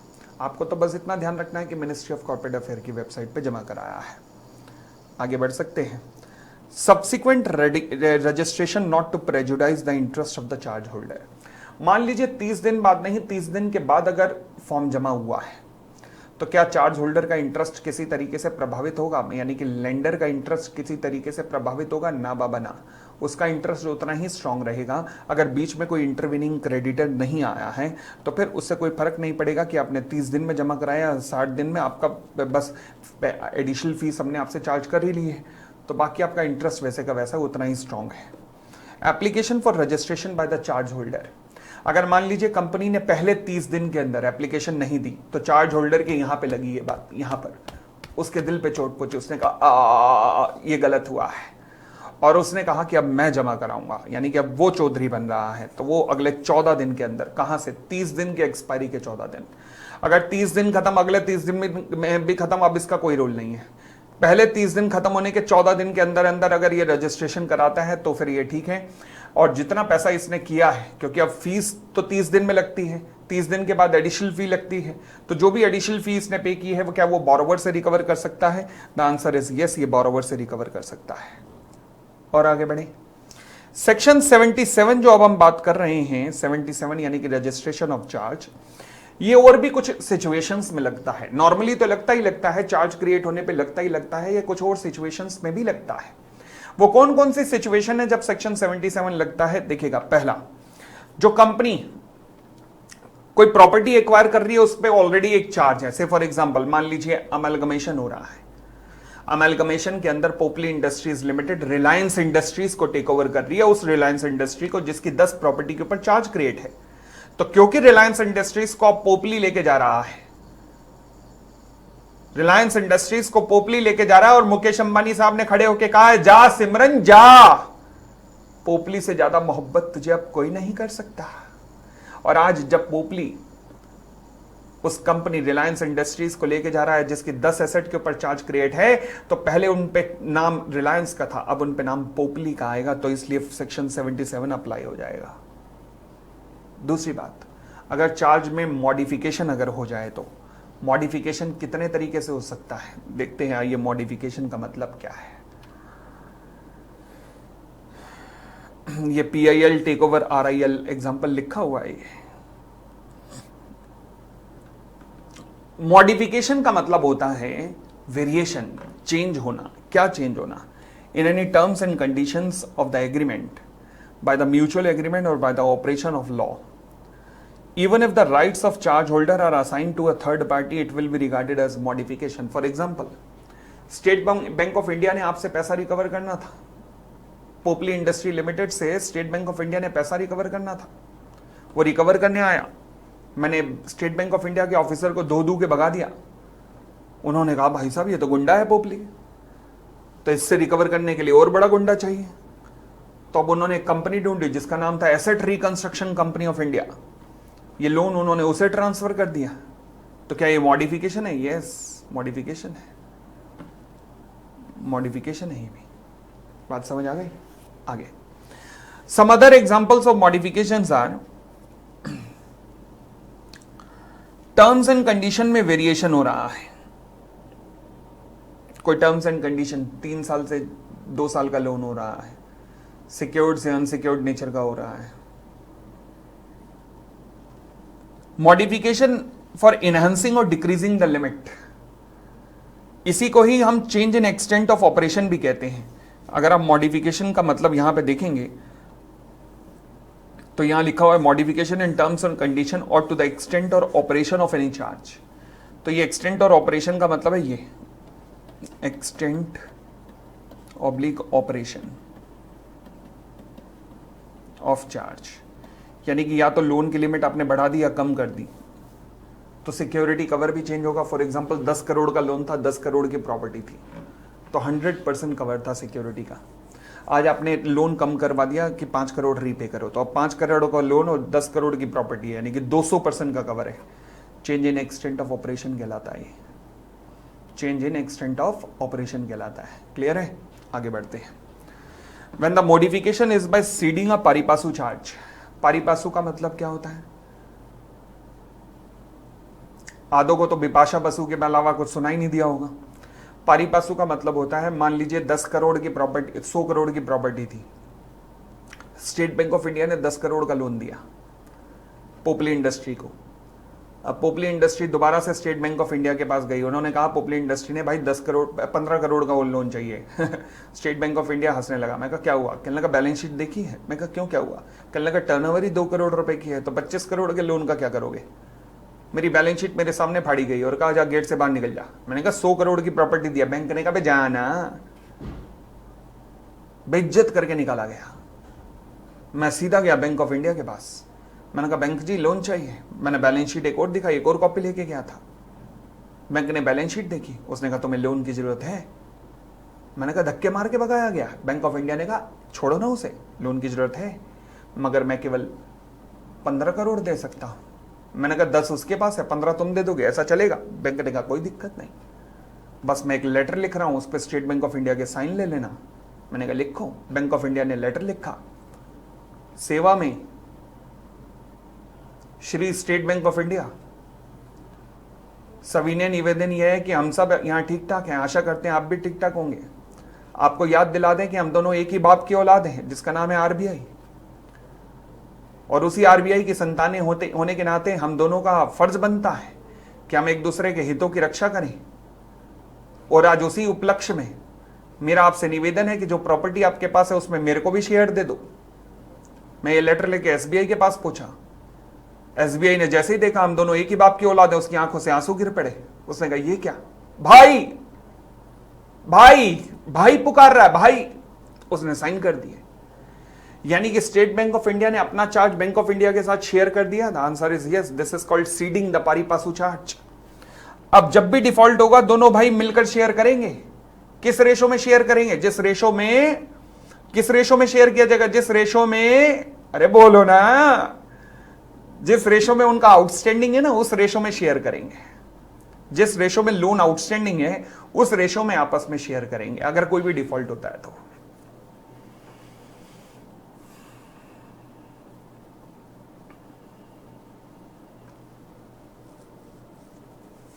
ठीक हो गई इतनी बात? आगे, where there is a change in the rate of interest, where there is a change in the repayment schedule of the loan, 3 साल को लोन 4 साल का कर दिया, 6 साल का कर दिया, 2 साल का कर दिया। where there is a partial release of the charge on the particular assets, 6 property थी, 4 रिलीज हो गई, 2 रह गई हैं। partial release of the assets, तो all these are called modification of charge. The answer is yes, these are called modification of charge. तो इन्हें क्या कहा जाता है? मॉडिफिकेशन ऑफ चार्ज कहा जाता है। आई होप कोई दिक्कत नहीं है। जो भी इन वीडियोस को सुन रहे होंगे ध्यान रखना, जब ये अभी मैराथन बन के अपलोड होगी तो इनके असाइनमेंट भी साथ में लिंक में दे दिए जाएंगे।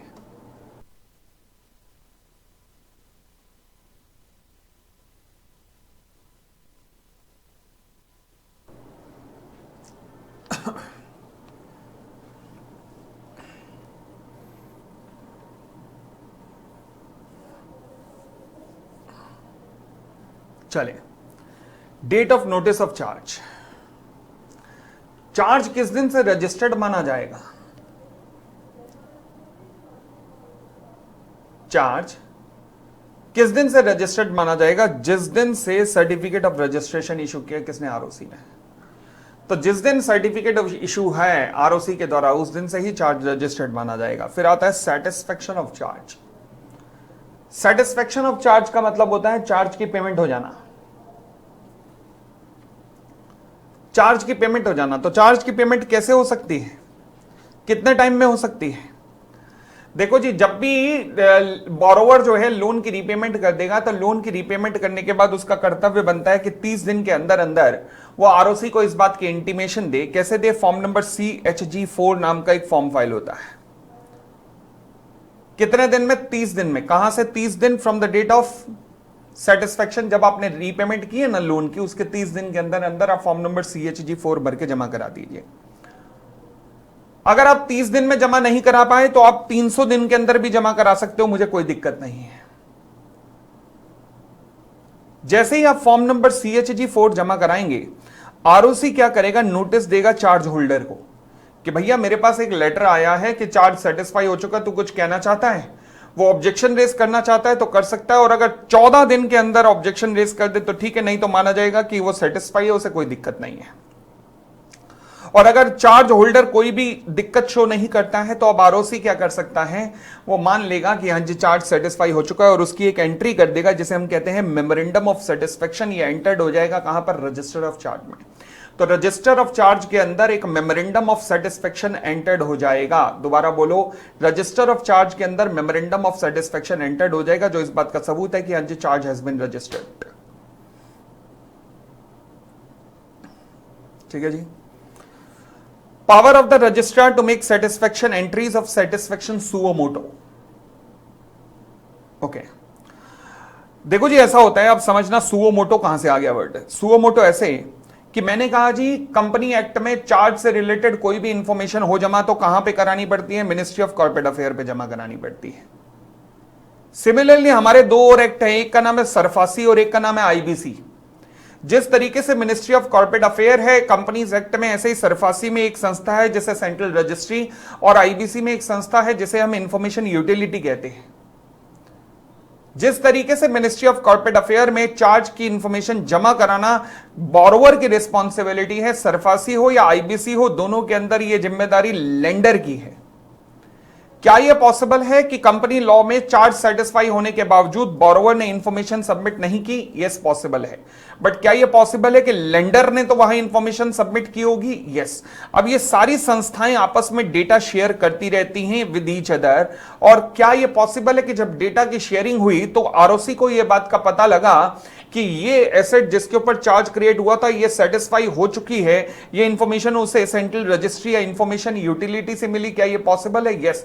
तो यानी कि किसी ने इंफॉर्म नहीं किया मिनिस्ट्री ऑफ कॉर्पोरेट अफेयर या आरओसी को, उसे ये सूचना ये इंटरनल शेयरिंग ऑफ इंफॉर्मेशन के थ्रू मिली है। This is called suo motu मिली है।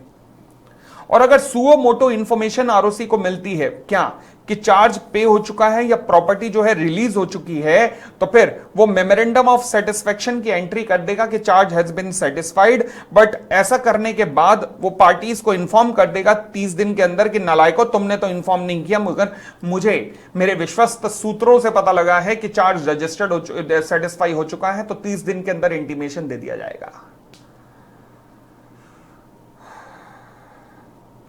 ठीक है जी।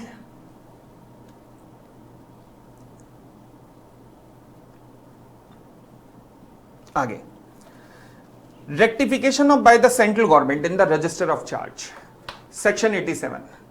ये सेक्शन सबका बाप है, ये सेक्शन सबका बाप है। कैसे? मान लीजिए चार्ज आपने क्रिएट करना था पहले 30 दिन, नहीं किया तो 60 दिन, नहीं किया तो अगले 60 दिन, फिर भी नहीं किया तो पहले ये सेक्शन कहता था कोई बात नहीं, फिर भी सेंट्रल गवर्नमेंट की शरण में आ जाओ, पहला रीजन। दूसरा, चार्ज सेटिस्फाई करना था तो 30 दिन, नहीं किया तो 300 दिन, फिर भी नहीं किया तो ये सेक्शन कहता है आ जाओ आ जाओ आ जाओ, कोई दिक्कत नहीं, सेंट्रल गवर्नमेंट की शरण में आ जाओ। तीसरा, मान लीजिए आपने चार्ज जमा कराया, उसके अंदर 6 प्रॉपर्टीज थी जिनमें से 5 की आपने डिटेल लिखी, 1 की डिटेल लिखना भूल गए, दिन एक्सपायर हो गए, ये सेक्शन कहता है आ जाओ आ जाओ आ जाओ, सेंट्रल गवर्नमेंट की शरण में आ जाओ। मान लीजिए आपने 6ठी प्रॉपर्टी का एड्रेस गलत लिख दिया, अब एक्सपायर हो गए दिन डिटेल जमा कराने के, सेक्शन फिर कहता है आ जाओ आ जाओ आ जाओ, सेंट्रल गवर्नमेंट की शरण में आ जाओ। रिसेंट इस सेक्शन में अमेंडमेंट हुई जिसमें वो जो पहला कारण था कि चार्ज आपने क्रिएट ही नहीं करवाया, ना 30 दिन ना 60 दिन ना अगले 60 दिन, आ जाओ सेंट्रल गवर्नमेंट की शरण में, वो प्लेस काट दिया गया है। यानी कि अब आप सेंट्रल गवर्नमेंट की शरण में क्रिएशन ऑफ चार्ज के लिए नहीं आ सकते। अगर आपने टाइम से जमा नहीं कराया तो मतलब वो अनरजिस्टर्ड चार्ज है, अब कुछ नहीं हो सकता।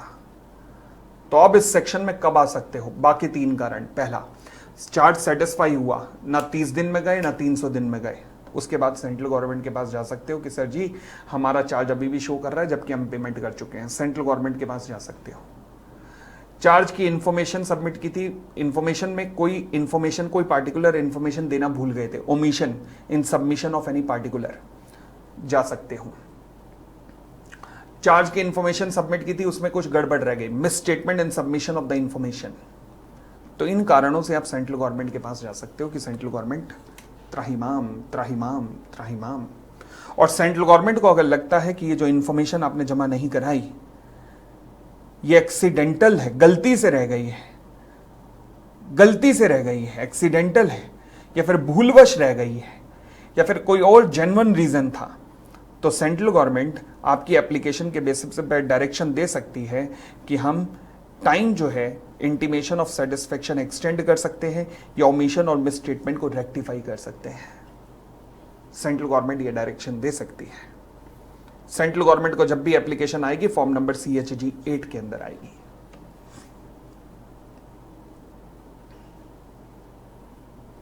अगली बात है date of notice of charge. Date of notice of charge माने तो date of notice of charge का मतलब है कि एक बार अगर चार्ज रजिस्टर्ड हो गया, वेर एनी चार्ज और ऑन एनी प्रॉपर्टी रजिस्टर्ड हो गया, तो आज के बाद उस एसेट के अंदर कोई भी प्रॉपर्टी, कोई भी व्यक्ति जो डील करेगा, हम ये मान के चलेंगे कि उसे उस चार्ज की जानकारी है, shall be deem to have notice of the charge. यानी कि फॉर एग्जांपल ए लिमिटेड ने लोन लिया फॉर द ट्रक, किससे? स्टेट बैंक ऑफ इंडिया से परचेज करने के लिए।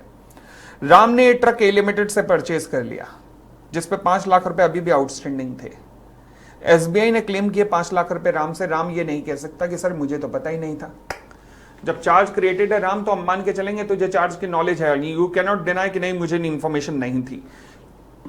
यानी कि benefit of good faith Ram को अवेलेबल नहीं कराया जाएगा। बैंकों के फेवर में एक बड़ा जबरदस्त सेक्शन बना हुआ है, गुड फेथ का बेनिफिट दिया ही नहीं जाएगा।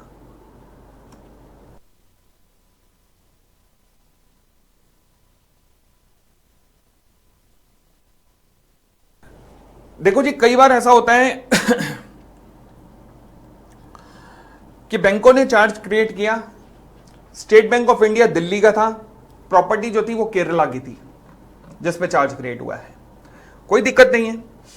अब प्रॉपर्टी के ऊपर चार्ज क्रिएट हुआ, डिफॉल्ट हो गया, स्टेट बैंक ऑफ इंडिया क्या करेगा? उस प्रॉपर्टी को ध्यान रखने के लिए कोई मैनेजर अपॉइंट कर सकता है और बेचने के लिए रिसीवर अपॉइंट कर सकता है। बट ये power state Bank of India के पास कहां से आती है? 2 जगह से। पहला, या तो ये पावर उस एग्रीमेंट में लिखी जाती है जिस एग्रीमेंट के अंदर लोन दिया गया है, एज पर एनी इंस्ट्रूमेंट, और या फिर ये पावर डिफॉल्ट होने के बाद state Bank of India obtain करता है कोर्ट में एप्लीकेशन देके कि जज साहब मेरा डिफॉल्ट हो गया है, मेरा कुछ करो। जज साहब को एप्लीकेशन देगा और आपकी एप्लीकेशन के बेसिस पे जज साहब ऑर्डर पास करेंगे कि हां जी इसके साथ गलत हुआ है और इस व्यक्ति के हितों की, स्टेट बैंक ऑफ इंडिया के हितों की रक्षा की जानी चाहिए और उसके हितों की रक्षा के लिए जज साहब किसी रिसीवर को या फिर किसी मैनेजर को अपॉइंट करके दे रहे हैं। तो जिस भी व्यक्ति को अपॉइंट किया गया है, यह उस व्यक्ति की रिस्पॉन्सिबिलिटी बनती है कि 30 दिन के अंदर अंदर इस अपॉइंटमेंट का नोटिस कंपनी को और आरओसी को जरूर प्रोवाइड करे और आरओसी उस व्यक्ति की डिटेल अपने पास रजिस्टर्ड कर देगा। तो यानी कि स्टेट बैंक ऑफ इंडिया अगर आप किसी मैनेजर को या किसी रिसीवर को अपॉइंट करते हैं, या तो आप अपॉइंट करते हैं या फिर बैंकों से परमिशन लेके आते हैं किसी व्यक्ति को अपॉइंट करने की, तो यह रिस्पॉन्सिबिलिटी है कि आप आरओसी को साथ ही साथ में कंपनी को, जो बोरोवर है, बोरोवर को और आरओसी को दोनों को इन्फॉर्म करें कि जी हमने इस व्यक्ति को अपॉइंट किया है या करवाया है कोर्ट के थ्रू, और आरओसी अपने रिकॉर्ड में उस व्यक्ति का नाम लिख देगा। जिस भी व्यक्ति को ना अपॉइंट किया गया है, अगर वो कल को ये अपनी पोजीशन छोड़ के जाता है तो ये उसकी भी रिस्पॉन्सिबिलिटी बनती है कि वो कंपनी और आरओसी को, अच्छा अपॉइंट होने पे सूचना बैंक ने दी और यहां पर कह रहा है कि जिस व्यक्ति को अपॉइंट किया गया अगर वो छोड़ के जाता है तो ये उसकी रिस्पॉन्सिबिलिटी है कि कंपनी और आरओसी को बताएगा कि अब मैं छोड़ के जा रहा हूं, और आरओसी इसे भी रजिस्टर्ड कर लेगा कि वो छोड़ के जा रहा है, कि वो छोड़ के जा रहा है। ठीक है जी। आगे आते हैं consequences of the non registration. क्या मतलब है नॉन रजिस्ट्रेशन? देखो जी ऐसा है, चार्ज का रजिस्ट्रेशन होना जरूरी है, यस, बट आपने नहीं करवाया। अगर चार्ज का रजिस्ट्रेशन होना जरूरी है परंतु आपने रजिस्ट्रेशन नहीं करवाया, तो अब नॉन रजिस्ट्रेशन के कॉन्सिक्वेंसेस क्या होंगे? पहला, जो चार्ज होल्डर है वो अनरजिस्टर्ड चार्ज होल्डर ट्रीट किया जाएगा, उसका चार्ज निल बटा सन्नाटा हो चुका है, मतलब उसका कोई चार्ज नहीं है, वो अब एक अनसिक्योर्ड क्रेडिटर की तरह रहेगा। हालांकि वो लोन की रिकवरी तो कर सकता है, बट अब उसके पास जो सिक्योरिटी थी वो इनवैलिड हो गई है, सिक्योरिटी इनवैलिड हो गई है, बट लोन वैलिड है। लोन की रिकवरी हो सकती है as an unsecured creditor, but security nil बटा सन्नाटा है। इस अनसिक्योर्ड चार्ज के बाद अगर अब कोई सिक्योर्ड चार्ज आगे चल के क्रिएट हुआ है, पहले अनसिक्योर्ड था, अब कोई सिक्योर्ड चार्ज क्रिएट हुआ है, तो वो जो अनसिक्योर्ड के बाद क्रिएट हुआ है पर जो सिक्योर्ड है वो प्रायोरिटी ले जाएगा इस अनसिक्योर्ड चार्ज के ऊपर। और अगर कोई चार्ज जिसका रजिस्ट्रेशन नहीं हुआ तो उसका लेंडर के पास अधिकार है कि वो सारा पैसा रिकॉल कर सकता है कि मेरा पैसा मुझे वापस कर दिया जाए, मनी बिकम रीपेबल। तो ये आपका पूरे का पूरा चैप्टर था चार्ज का। इनका लिंक, इन असाइनमेंट का लिंक जो यूज हुए डिस्क्रिप्शन के अंदर लिखा गया है। ठीक है जी, धन्यवाद धन्यवाद धन्यवाद।